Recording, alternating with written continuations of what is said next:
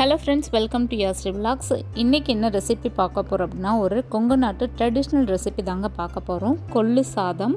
கொள்ளு ரொம்பவே ஹெல்த்தியான விஷயம். அதுவும் வளர்கிற குழந்தைங்களுக்கு கொள்ளு அடிக்கடி கொடுக்கறது ரொம்பவே நல்லது.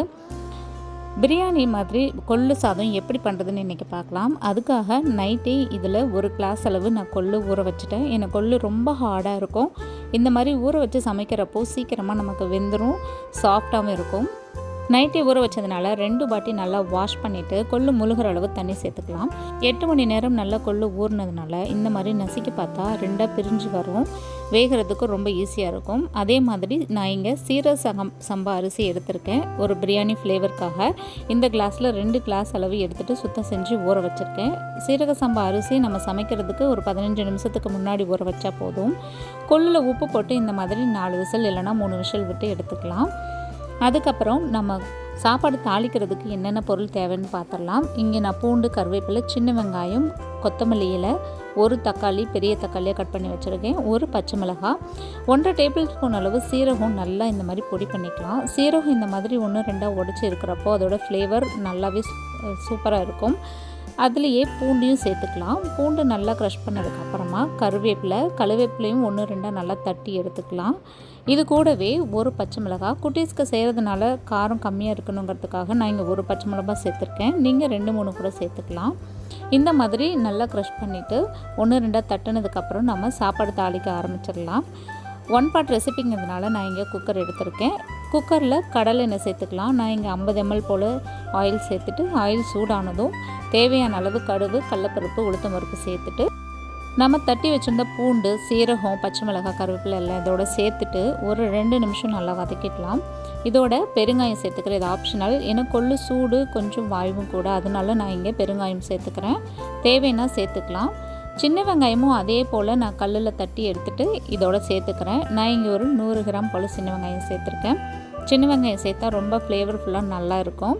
இது கூடவே கொஞ்சமாக கொத்தமல்லி இலை சேர்த்துக்கிறேன். இந்த டிஷ்க்கு கொத்தமல்லி இலை தாங்க ஃப்ளேவரே, நல்ல பிரியாணி ஃப்ளேவரில் இருக்கும். அதுக்காக கொஞ்சம் நிறையவே கொத்தமல்லி இலை நான் இங்கே சேர்த்துக்கிறேன். இதோட ஒரு பெரிய தக்காளி சேர்த்துக்கிறேன். தக்காளி நிறைய போட வேண்டாம், நிறைய போட்டால் நம்ம தக்காளி சாதம் மாதிரி ஆகிடும்.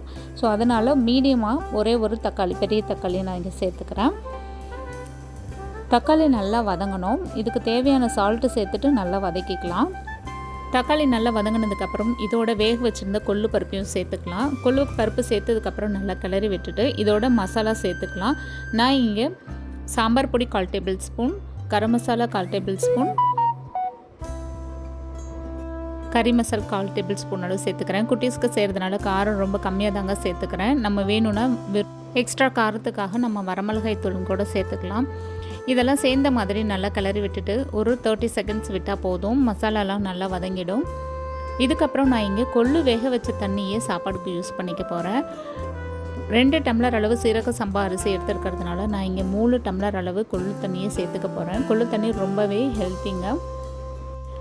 கொள்ளு தண்ணி ரொம்ப ஃப்ளேவர்ஃபுல்லாகவும் இருக்கும். மீதி இருக்கக்கூடிய தண்ணியில் நம்ம ரசம் வைக்கிறதுக்கும் யூஸ் பண்ணிக்கலாம்.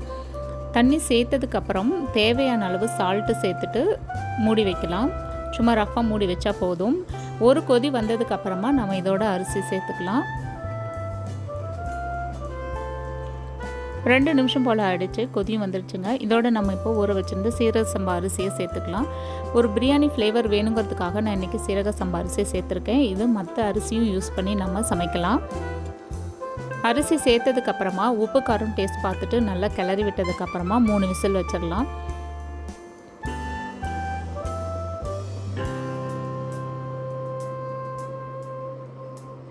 அவ்வளோதாங்க, டேஸ்டியான பிரியாணி ஸ்டைலில் கொள்ளு பருப்பு சாதம் ரெடி. குட்டீஸ்க்கு வெரைட்டி ரைஸ்க்கு லஞ்சுக்கு நம்ம கொடுத்து விட்டால் கண்டிப்பாக இதை விரும்பி சாப்பிடுவாங்க. இங்கே நான் இன்றைக்கி காரம் கம்மியாக தான் சேர்த்துருக்கேன். கலரே பிரியாணி ஸ்டைலில் சூப்பராக இருக்குங்க. குட்டீஸ் கண்டிப்பாக விரும்பி சாப்பிடுவாங்க. இதோட நம்ம ஜவ்வரிசி அப்பளம் இல்லைனா வேறு ஏதாவது ஸ்நாக்ஸ் வச்சு லஞ்ச் பாக்ஸுக்கு பேக் பண்ணலாம். இதே மாதிரி மோர் இன்ட்ரெஸ்டிங் ரெசிபீஸ்க்கு என்னோடய சேனல் சப்ஸ்கிரைப் பண்ணி பாருங்கள். தேங்க்ஸ் ஃபார் வாட்சிங்.